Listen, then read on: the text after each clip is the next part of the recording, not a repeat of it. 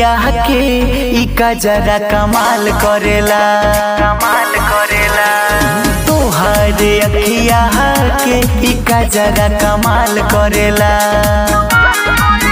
जब जब उड़ के से तोहर करिया हो तब तब रानी घेरेला बदरिया हो। जब जब उड़ के से तोहर करिया हो तब तब रानी घेरेला बदरिया हो। तोहर कनवा के ई बलिया बवाल करेला तोहर अखिया के इका जरा कमाल करेला।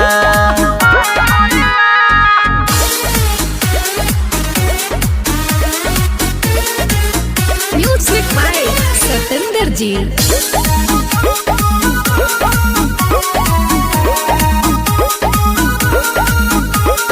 कोमर बाकाचे कोई निया हो गजबे लागे कर धनिया हो।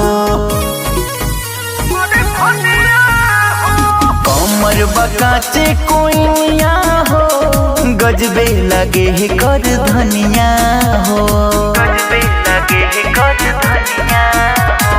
तोहर कौआ के पायल झनकार करेला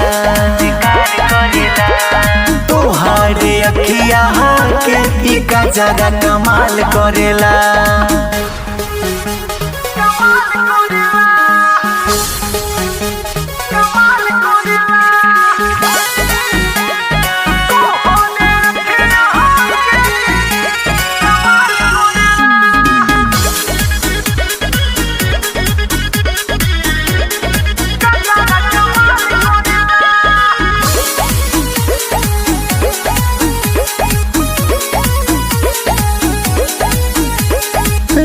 लाल तोहर होठवा हो देला बुलेट बेजोड़ी के छोटवा हो।